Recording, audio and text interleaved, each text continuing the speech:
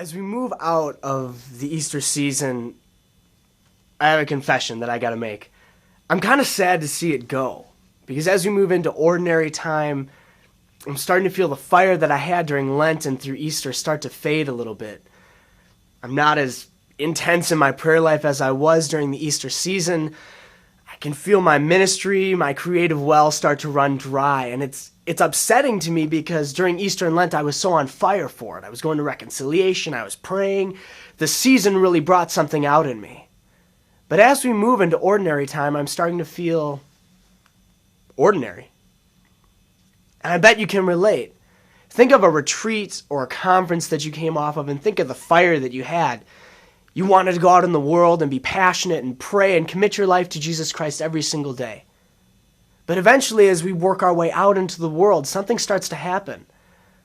We start to feel ordinary. We start to get lax in our prayer. We start to not be as passionate as we used to be. Our fire starts to fade. Why? Short answer, it's sin. As we sin, that starts to choke our fire out. It's all the ways that we start to fall back into temptations in the world because we go back and those things, those people, those places, those situations that cause us to sin are all still there. They haven't changed. Even if we're on fire, that doesn't mean that it changes everything. We're still confronted with the same situations. Even Jesus Christ himself was tempted to sin, and we'd be foolish to think that if for a second the human side of him didn't think, maybe that's a good idea. He was offered the world, everything, if he would just bow to Satan, just like we're tempted to bow to sin. You know, I was having a discussion with some teens just recently, and I asked them a question.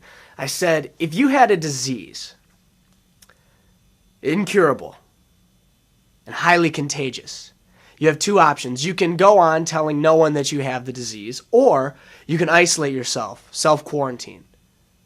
You have the possibility to infect thousands of people, harming them all. Or you can go off and be lonely and do something that's going to hurt a little bit to save all their lives. And of course, the teens were very noble in their answer and all responded that they would isolate themselves and quarantine. Even though it would hurt, even though it would be difficult, that's what they would do. Think about your answer. Now, if you answered the same as the teenagers did, that you would self-quarantine, I pose the same question to you then that I posed to them. Why don't you do it in practice? Now you're looking at me just probably the same way they did with kind of a blank stare, like, what are you talking about? Every day we carry with us a disease. It's that sin, what we're most comfortable with. And we have the potential to infect literally thousands of people with it. Paul tells us in his letter to the Corinthians that we're all part of one body. When one part suffers, we all suffer. So your sin affects me.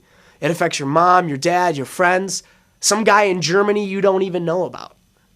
But it affects us all. And when you think about it that way, the decision kind of gets flipped around. Why don't we stop it? Why don't we self-quarantine? Because it's difficult. In practice, it's so noble to say that we'd save thousands of lives. But when it comes to those sin, the thing that we think gives us the world, that we're comfortable with, that gives us control, it's hard to give that up. Because it means dying to ourselves. It means isolating. It means removing ourselves from those situations, those people and places that cause us to sin. Maybe some of your best friends are the root of some of the bad things you do.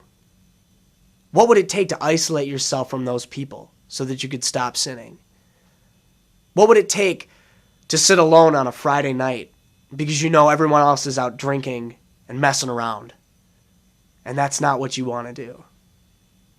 What does it take to stand up for what you believe in rather than give in to the gossip that causes you to sin? We all carry it. The comfortable sins. What gives us control? When Satan comes to us offering us the world, if we just kneel.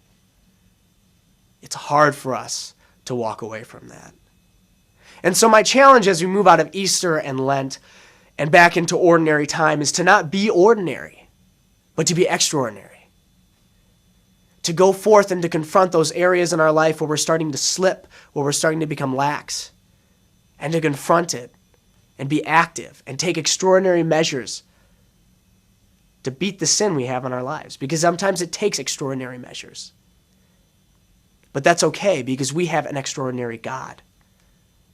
And with his grace, we can beat anything that the devil presents to us.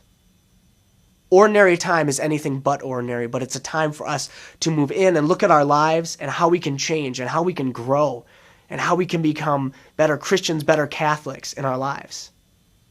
And that's my challenge to you, because we can either go forward and be contagious throughout ordinary time and spread that sin and disease, or we can take one extraordinary step and do something incredibly noble and turn and walk away, even though it hurts, to save ourselves and to save those around us. So this ordinary time, choose to be extraordinary rather than to bow.